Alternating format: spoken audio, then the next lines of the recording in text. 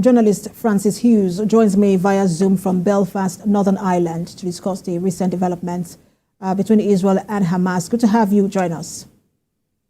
Thank you. Now, 6 months into the war, we're seeing renewed political division in Israel. What do you make of this?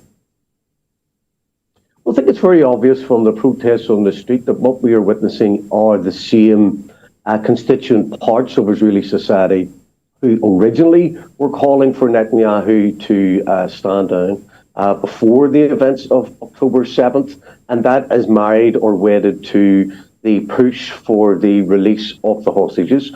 So the people that are protesting outside of or in Jerusalem, Al-Quds, they're there not to protest against the heinous war crimes and violations against humanity being carried out by the Israeli death forces as we speak. You've mentioned the Al-Shifa hospital. 2 weeks after the siege, the hospital has been totally destroyed.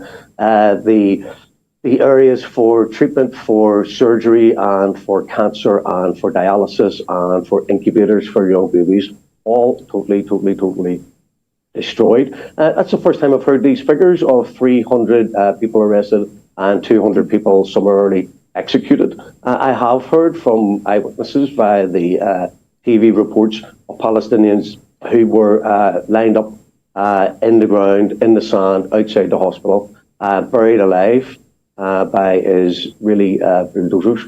This isn't a fight against Hamas. This isn't a fight against the resistance groups in Gaza who, under international law, have the right to resist by all means necessary the illegal occupation by the Israeli death forces. And what we're witnessing is, if I paraphrase Lula da Silva, the Brazilian president, he said this is a war between an army on one side and women and children on the other. It's not a war. It's not a war between Israel and Hamas. It's the ethnic cleansing, destruction, murder, and wanton massacres of the civilian population in Gaza. And what's happening in Jerusalem and the marches from Tel Aviv have nothing to do with peace, have nothing to do with Israeli security, and have everything to do with the Israeli society want their 100 plus sons and daughters, uncles and brothers released from Gaza. And once that's done, they care nothing for the civilian population in Gaza. Over 60% of Israeli society believe in a poll that the Israeli death forces are not carrying out enough punishments on the Palestinian people. And if Netanyahu were to step aside... Mr. Hughes, I just also want to find a balance to the conversation. We also know that whilst, yes, the Israeli attacks, whether on Al-Shifa hospital, has been condemned, and also in Rafah, because of the loss of lives of people in that area, Hamas is still holding some Israelis hostage. But I also wanted to ask you, because for decades now, Benjamin Netanyahu has been a dominant figure in Israel's politics. He's largely seen as a political survival. Some even say he's a formidable campaigner.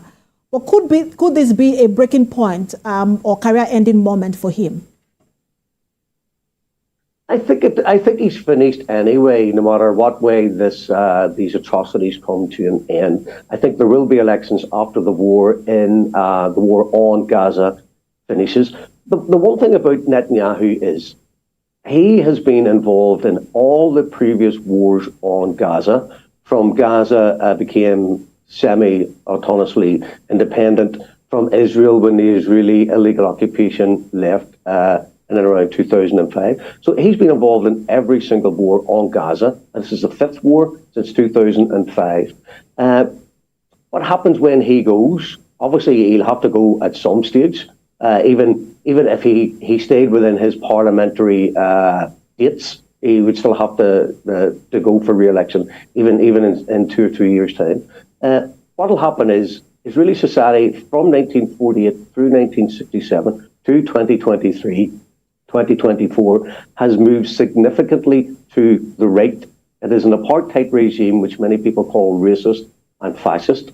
If they hold new elections, my genuine fear is that people like Ben Gvir and Smokebreach and the other people representing the illegal settlers in the West Bank and the illegal settler movement will be returned with a stronger voice within the Knesset, which just means more pain, misery and death for the Palestinian people in Gaza, in the occupied Palestinian territories of the West Bank, and the 2 million, what they call Arab Israelis, and the Palestinians call Palestinians living in historic Palestine, sometimes known as Israel.